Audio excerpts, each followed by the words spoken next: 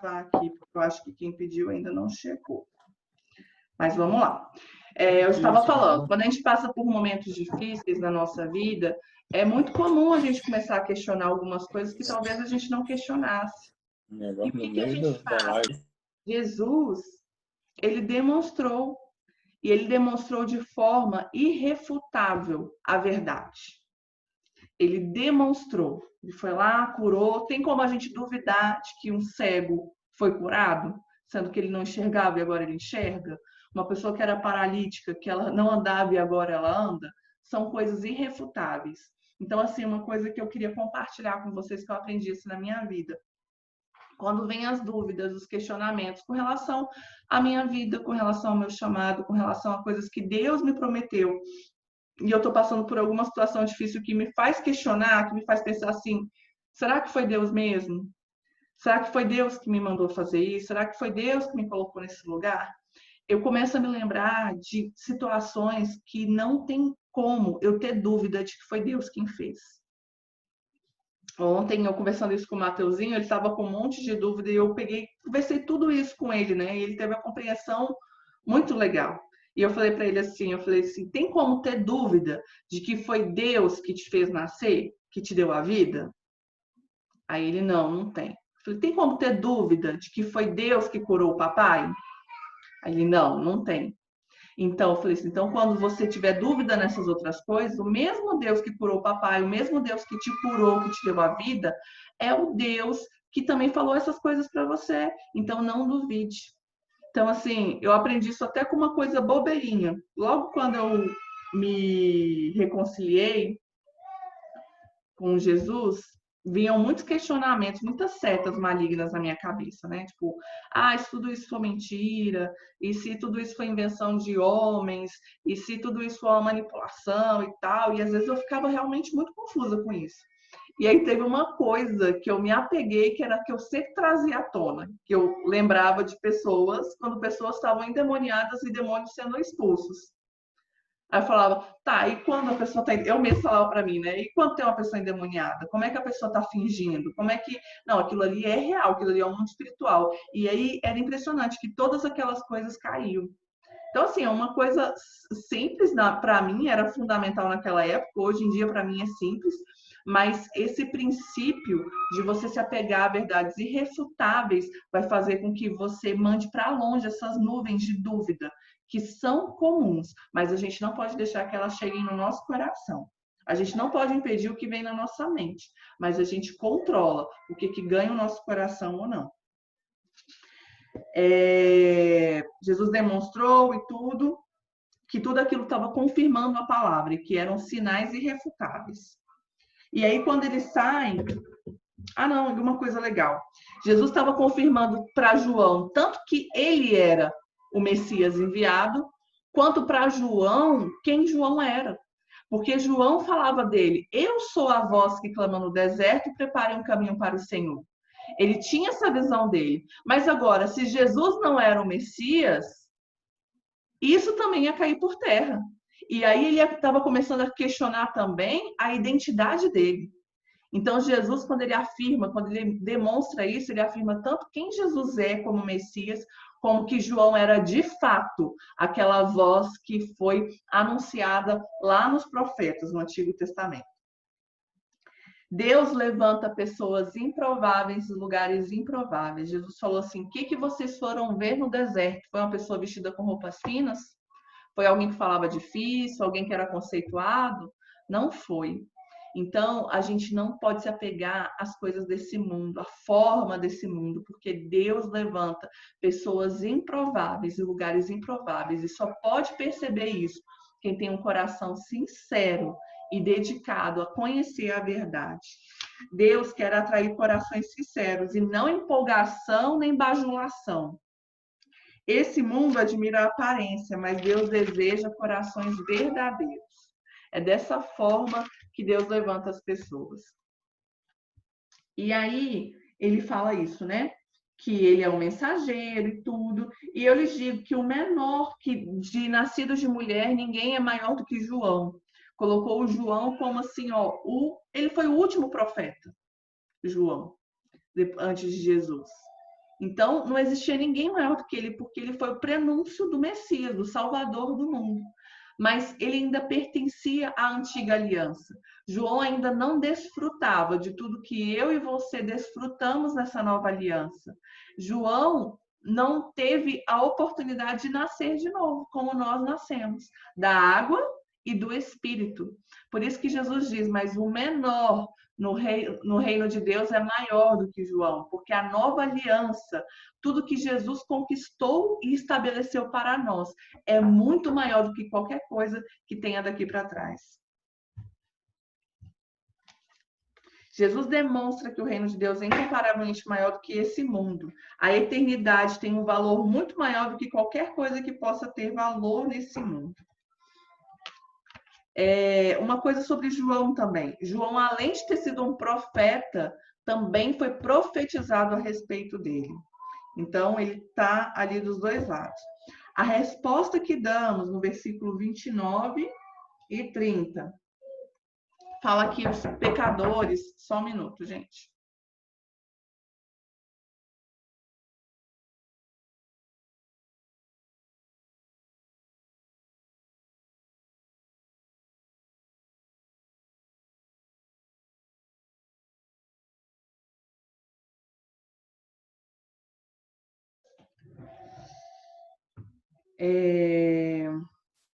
Tá, e aí fala que os publicanos e os pecadores reconheceram a justiça de Deus se batizando, e que os fariseus, que eram as pessoas que tinham conhecimento da palavra, que tinham autoridade, elas rejeitaram o propósito de Deus quando não se batizaram. Então, a atitude que a gente tem demonstra a fé que a gente tem. Eles tiveram uma atitude que demonstrou. Se batizaram, mesmo sendo pecadores e publicanos, os rejeitados, né? E outros não se batizaram, mesmo sendo os mais conceituados. E diante de Deus tem valor maior quem obedece, quem crê, e não os que têm o valor que esse mundo dá. A resposta que damos ao que ouvimos da parte de Deus revela se estamos aceitando ou rejeitando a palavra dele. Não se trata da posição que você ocupa, nem mesmo do quanto que você conhece a Bíblia ou vai à igreja. Se trata de ter um coração limpo e verdadeiro, quebrantado e sincero, que é capaz de reconhecer a voz de Deus. Ser batizado é uma atitude que demonstra fé. Pessoas aí falam o seguinte: o que compararei a essa geração? Parecem crianças sentadas na praça que gritam umas às outras. Quando a Bíblia fala de criança, ela está falando de pessoas imaturas, pessoas mimadas. Essas crianças aí ficavam sentadas na praça, não faziam nada e ficavam falando: ah, quando a gente toca música alegre, vocês têm que dançar e não estão dançando. Quando a gente toca música triste, vocês têm que lamentar e não estão lamentando. São pessoas que querem que as coisas sejam feitas da forma como elas pensam que tem que ser. Não são guiadas pelo Espírito, mas são mimadas, são imaturas. Pessoas infantis só conseguem reconhecer as coisas da forma que elas pensam que é. E elas nunca estão satisfeitas. São aquelas pessoas que estão sempre apegadas à falta, sempre apegadas ao mais. Ah, tal coisa, muito legal, né? Mas você viu aquela coisa? Alguém conhece alguém assim? Eu conheço pessoas assim, que você pode elogiar o que for. Ela fala, ah, mas você viu que aquilo ali não estava bem encaixado? Fala, misericórdia. Mas é esse tipo de coração, esse tipo de espírito que aquela geração produzia. João foi jejuando numa vida completamente separada, literalmente separada, e eles falaram que João tinha demônio. E veio Jesus no meio do povo, acessível, e eles também não aceitaram o testemunho de Jesus. Então, as pessoas estão sempre focadas na falta, no defeito, segundo a percepção delas, não conseguem entender o mover de Deus, porque elas estão presas na visão que elas têm. Então, qualquer coisa que for diferente, elas não conseguem reconhecer. E isso, se nós somos essas pessoas, a gente tem que mudar isso, porque senão a gente não vai conseguir perceber quando Deus fizer coisas improváveis em pessoas improváveis e lugares improváveis, porque a gente está preso a formas que a gente considera que tem que ser daquela forma. Pessoas infantis espiritualmente não percebem o mover de Deus e querem só que as suas necessidades e vontades sejam satisfeitas. E aí elas ficam insensíveis ao mover de Deus. E como é que a gente faz para deixar de ser criança e se tornar maduro? Se alcança com conhecimento e experiência. À medida que você vai adquirindo conhecimento e experiência, você vai adquirindo maturidade. Maturidade não vem com idade, maturidade não vem com tempo. A gente conhece pessoas de 40 anos que são infantis, pessoas de 60 anos que são infantis. Maturidade vem com conhecimento e a aplicação desse conhecimento que é através que é a experiência. Lá em Hebreus 5, 13, 14, leiam depois, fala sobre isso, sobre essa maturidade que ela é adquirida pela prática da palavra. E lá em Tiago, capítulo 1, versículo do 2 ao 4, fala o seguinte, que a maturidade ela vem da perseverança, que vem da fé, que vem da provação. Então, nós somos provados, quando nós somos provados, a nossa fé é fortalecida, quando a gente permanece crendo, nós temos perseverança, e aí nós alcançamos a verdadeira maturidade. E Jesus finaliza falando que a sabedoria é comprovada por aqueles que são seus filhos, por aqueles que são seus discípulos. A verdadeira sabedoria ela é comprovada pelo fruto que ela produz, e não pelos nossos preconceitos. Não é aquilo que eu penso, eu tenho que olhar para o fruto. Se o fruto é bom, a árvore é boa. Se o fruto não é bom, pode ser da melhor origem, mas a árvore não é boa. Gente, vou pedir só mais um minutinho.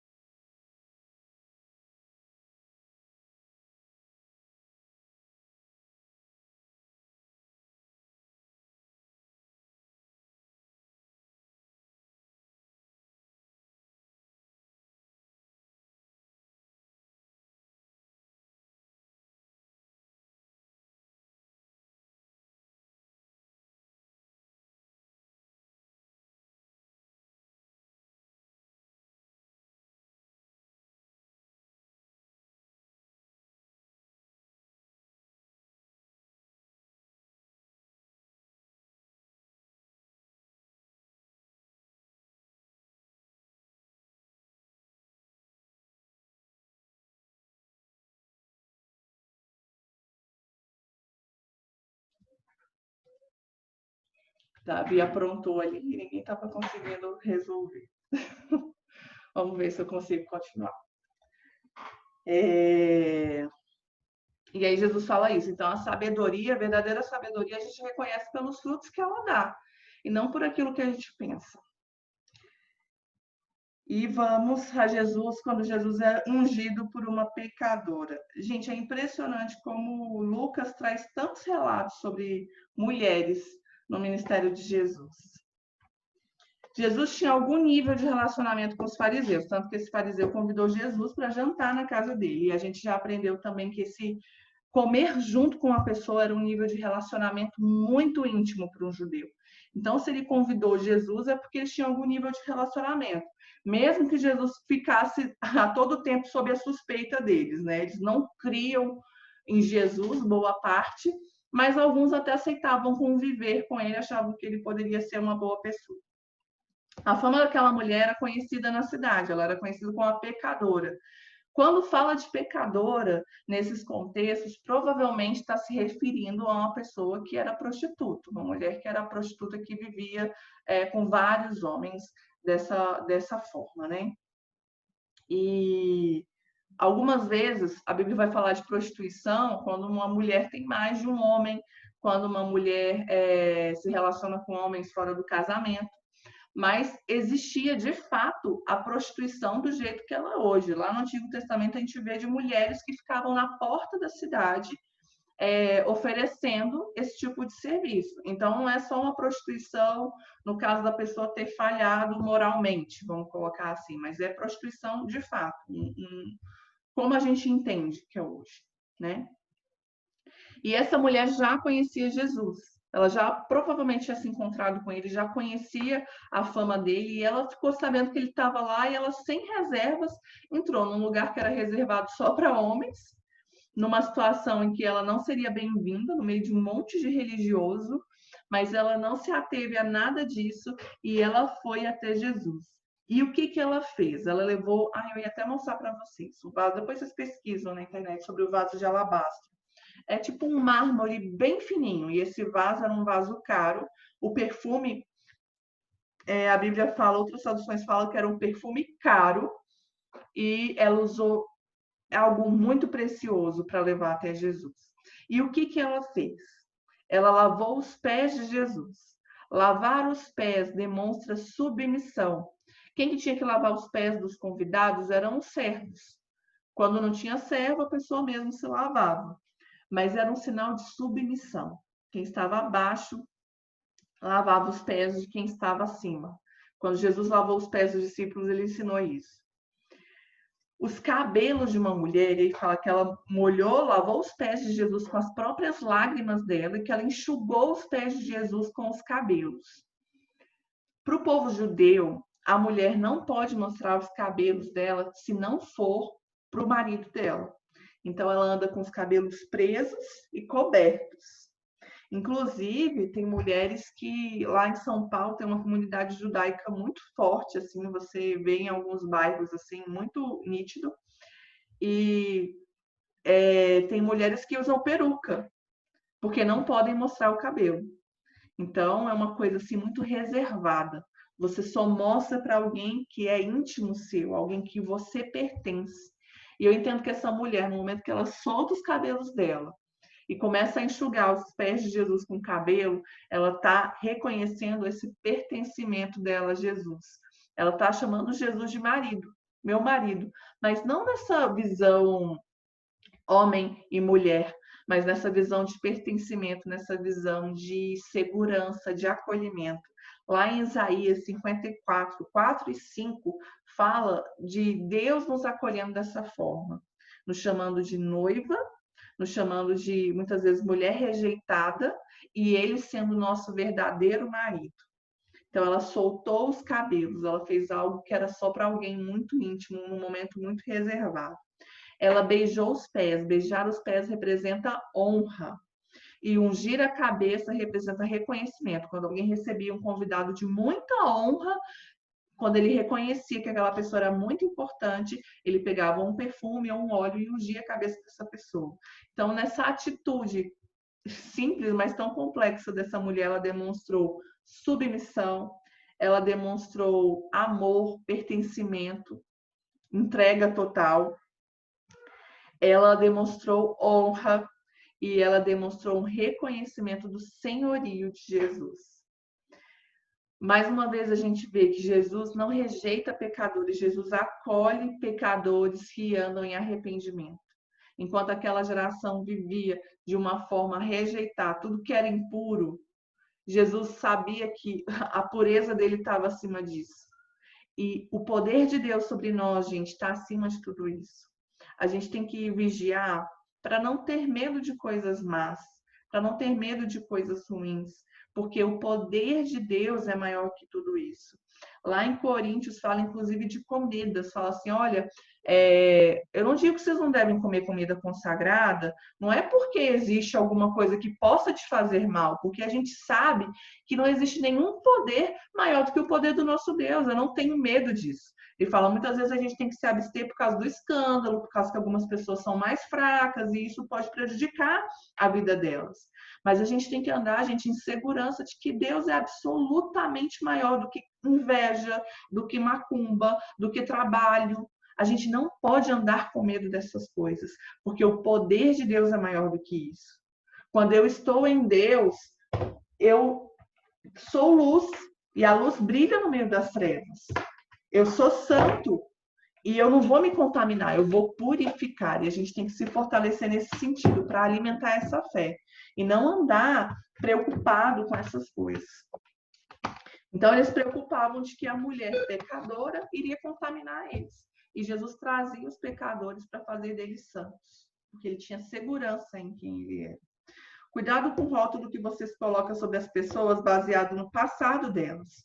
Essa mulher já tinha conhecido Jesus e essa demonstração de amor estava revelando quanto que ela entendia que ela tinha sido aceita e acolhida. Por que que a gente entende isso?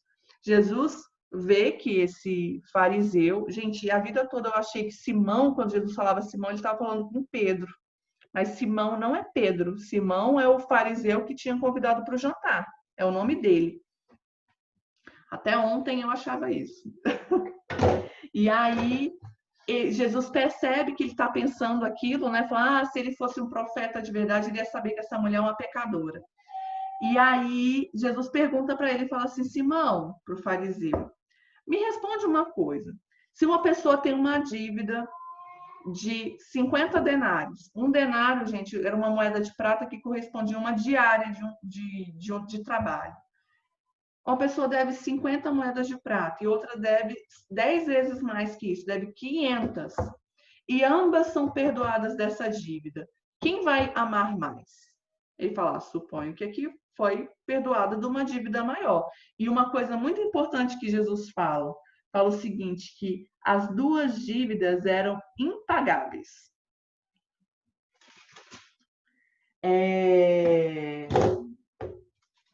Cadê? No 42, gente, até achei que eu estava viajando, mas não estou não. No 42 fala, nenhum dos dois tinha com que lhe pagar. O que devia pouco e o que devia muito, ninguém tinha como pagar. Os dois estavam na mesma situação. Então, a gratidão deveria ser igual, porque os dois foram libertos de uma situação que eles não tinham como resolver. Mas Jesus ressalta que, realmente, quem foi mais perdoado, mais amou. E ele falou, olha, eu entrei na sua casa, você não me deu nem água para lavar os meus pés. Você não me ungiu. Você... falou, ela molhou os meus pés com lágrimas do cabelo. Você não me saudou com um beijo, que era comum também saudar as pessoas com um beijo. Desde que eu cheguei aqui, ela não parou de beijar os meus pés. Você não ungiu minha cabeça com óleo, mas ela derramou esse perfume nos meus pés. Aquela mulher reconheceu o quanto que ela precisava de Deus, o quanto que a situação dela era precária diante do que ela precisava de Deus. E Simão não era melhor do que ela. Só que a diferença está no tanto que a gente reconhece. A nossa gratidão, ela é diretamente proporcional ao tanto que a gente reconhece que a gente precisa. E a graça de Deus vai se manifestar na nossa vida nessa proporção. Se a gente tem um coração que diz o seguinte, não, mas eu sempre fui uma pessoa boa, até antes de eu conhecer Jesus, eu já era uma pessoa boa, eu sempre fiz o bem para as pessoas. Jesus só veio acrescentar alguma coisa àquilo que você já era. Você já era bom. Mas quando você entende que sem eles você não era nada, a Bíblia fala que qualquer ato de justiça nossa é como trapo de imundície diante de Deus. Você fala assim, gente, sem Deus eu não era nada. Eu sou totalmente pecador, precisando ser resgatado. Não importa qual era a sua posição de pecado nessa sociedade. Todos nós precisamos da graça e do perdão de Deus. Quanto mais a gente reconhece isso, mais a gente recebe esse perdão e mais a gente ama a Deus incondicionalmente. A gratidão é proporcional àquilo que se reconhece que você recebeu. Se você acha que não fizeram mais do que obrigação, se você acha que não estão te fazendo mais do que deviam, você não precisa ser grato a essa pessoa. Mas quando você sabe que você não merece, que você não tinha como fazer se não fosse aquilo que tivessem feito por você, você tem um coração totalmente grato. Ela reconheceu a condição dela e o senhorio de Jesus. Se você não reconhece a grandeza do seu pecado, você não recebe a grandeza da graça. A graça de Deus vai se manifestar na sua vida, na minha vida, na medida que a gente reconhece o tanto que a gente precisa dela. Então, essa mulher, primeiro, ela reconheceu o pecado dela, ela se arrependeu, ela foi perdoada e ela amou. E por causa que ela muito amou, que ela foi perdoada, ela foi salva. Importante a gente entender que ela foi perdoada e ela amou. Ela não foi perdoada porque ela amou. Deus sempre faz primeiro. A Bíblia fala que ele nos amou quando a gente ainda era pecador, quando a gente não merecia. Então, sempre Deus veio antes, a gente nunca vai ganhar dele, ele sempre chega antes. A gente só tem que render a ele, oferecer de volta a gratidão do nosso coração, a nossa vida. A salvação está baseada na fé de que nossos pecados foram perdoados por meio de Jesus Cristo e que nenhuma outra obra seria capaz de nos justificar, somente o sangue de Jesus, somente a graça de Jesus. Ele fala: sua fé te salvou, vá em paz. Nada pode substituir isso. Não tem bondade, não tem obra que justifique a graça que só Deus pode me dar. É isso que eu tenho que entender, isso que mudou. Eu não jejuo para ser salva, porque eu sou salva, eu jejuo. Eu não sou salva porque eu não minto. Eu não minto porque eu sou salva. Não tem obra nenhuma que eu faça que vá garantir a minha salvação. Mas o fato de eu ser salva vai fazer com que eu produza boas obras. Amém? Vamos para o 8? Ih, gente, já é 10 horas. Esses meus intervalinhos. Vamos embora? Sim ou não? Qual é a votação, gente? Digam aqui no chat. Bom, eu vou continuar. A Paty tá respondendo por todos.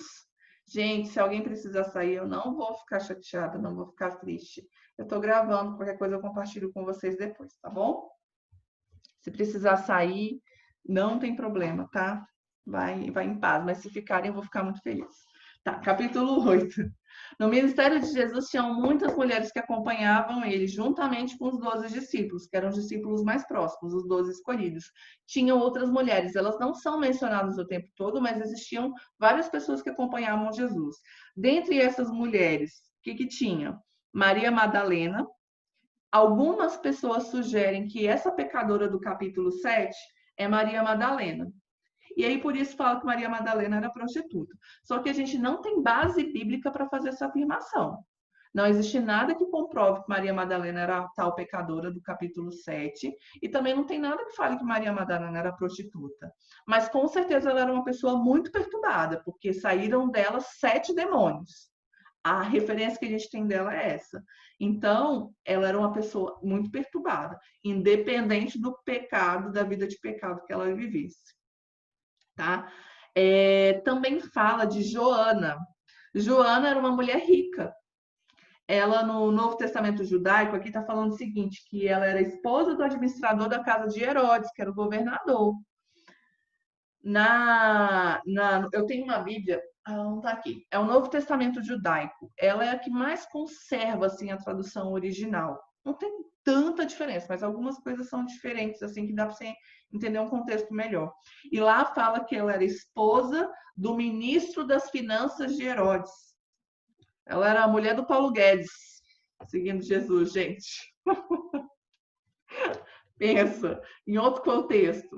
Mas ela é uma pessoa de posses, então aí também a gente refuta exatamente o que a Sandra falou. Não é o fato de você ser rico que vai fazer com que você não tenha a bênção de Deus, mas é aonde está o seu coração. Essa mulher era rica e ela usava o dinheiro dela para investir no ministério de Jesus, assim como Maria Madalena e outras mulheres também. E eu dou glórias a Deus por essas mulheres generosas que sustentaram o ministério de Jesus aqui nessa terra. Não só elas, mas elas fizeram muita parte disso e elas são mencionadas dessa forma aqui. E as multidões estavam vindo e Jesus foi contar a parábola do semeador. E ele falou: o semeador saiu a semear. Vocês leram, você já deve ter escutado bastante sobre essa parábola, então eu vou só passar alguns pontos aqui. A diferença não está na semente. A semente é a mesma para todos os terrenos, o semeador é o mesmo para todos os terrenos, e também a forma de plantar é a mesma. Como é que se plantava naquela época? Pegava as sementes e jogava assim. Você jogava na terra, depois que eles aravam a terra. Então, o semeador saiu para semear e ele jogou enquanto estava semeando. Ele jogou, as sementes foram e caíram em cada um tipo de terreno. Então, ele não selecionou aonde caiu, ele jogou. Não é a gente que diz quem é que deve e que não deve ouvir a palavra de Deus. Isso aí, cada um vai produzir os frutos dentro do seu coração. Isso não pertence a nós. Todos estão aptos a receber essa semente, mas cada um define como vai fazer essa semente frutificar. O papel do semeador é semear. Quem dá o fruto é Deus. E quem tem a terra é cada coração. Então, a semente é o que Jesus explicou? A semente é a palavra de Deus. A terra, o lugar onde caiu, é o coração. Então, a semente, a palavra de Deus, que é boa, ela pode morrer dependendo de onde ela cai. Então, qual é o primeiro lugar? A beira do caminho. A beira do caminho é aquele lugar que está mais para lá que para cá. Não está bem no campo ali no lugar de semear, tanto que é onde as pessoas passam, é onde a semente foi pisada.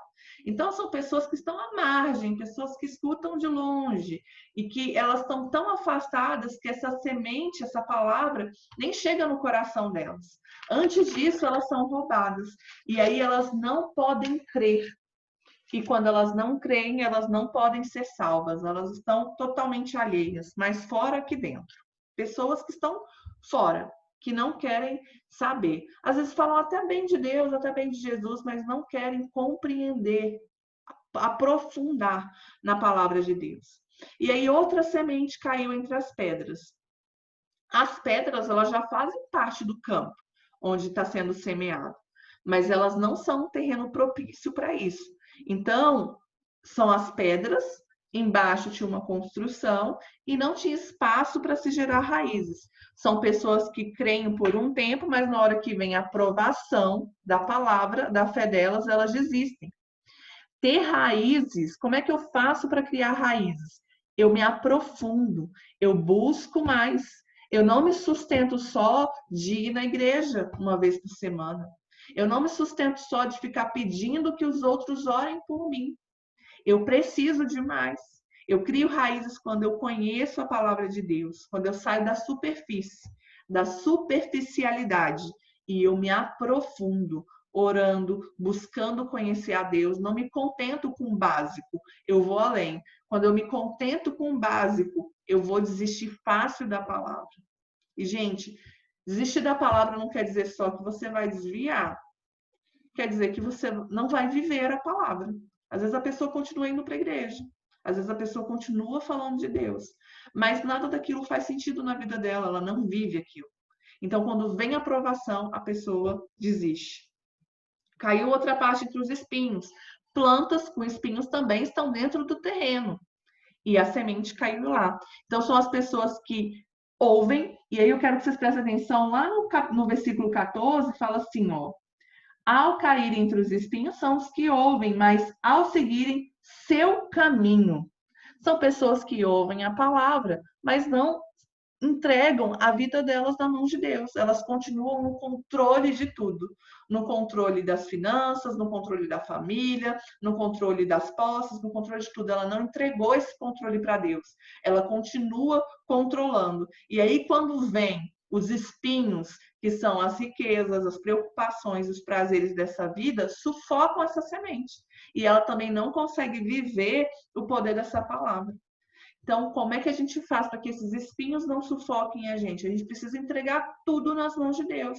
Se eu entreguei a minha vida na mão dele, como é que eu posso querer ter alguma coisa? Tudo é dele. A minha vida é dele, tudo que eu tenho é dele, então eu entrego e eu confio. E aí, quando vier as riquezas, as preocupações, coisas boas, coisas ruins, quando vier o desejo de saciar a minha carne, eu não vou estar entregue a isso, porque eu entreguei a minha vida nas mãos de Jesus.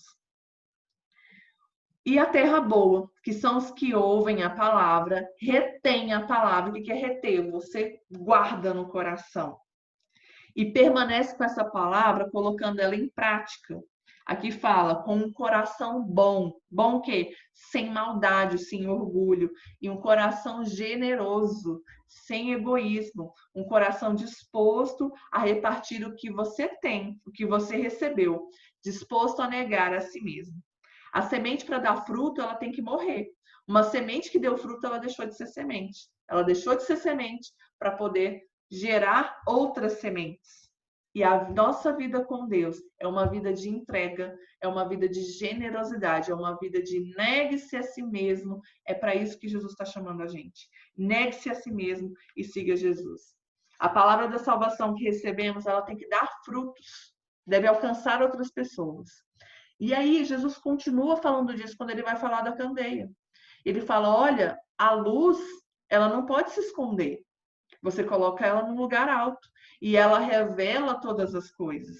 Quando a luz da palavra chega, ela revela o coração de cada pessoa. Por isso que fala que nada fica oculto diante da luz. Quem dá fruto, mais recebe de Deus para que continue dando fruto. Quem não dá fruto, até o que ela recebeu da parte de Deus pode ser arrancado dela. Então, ela recebeu a palavra, mas se você não dá fruto, essa palavra morre. Mas se você dá fruto, você recebe cada vez mais, você é renovado a cada dia. Então, a gente recebe a palavra, a gente tem que dar fruto com ela, a gente tem que estar num lugar onde essa palavra alcance outros corações. E dê frutos, frutos são resultados. A fé é um fruto da palavra de Deus que é produzida em nós. É esses frutos que a gente tem que dar. Então ele fala o seguinte: considerem atentamente o que vocês estão ouvindo. Vocês estão ouvindo a palavra de Deus, então deem fruto dessa palavra. Logo depois fala que a mãe e os irmãos de Jesus foram vê-lo. Jesus tinha irmãos terrenos, tá, gente? Depois que Jesus nasceu, Maria e José tiveram uma vida conjugal normal. A Bíblia deixa muito claro que José não teve relações com Maria até Jesus nascer. Depois que Jesus nasceu, eles tiveram uma vida conjugal normal. E aí estão os irmãos de Jesus. Lá em Mateus fala inclusive o nome deles e fala que ele tinha irmãs também. E eles foram vê-lo. E aí, por que isso está citado aqui? Porque a gente está falando mais uma vez dessa semente da palavra e dos frutos que ela dá. Ele falou assim: meus irmãos são aqueles que ouvem a palavra de Deus e a praticam. São as pessoas que têm essa terra boa, que ouviram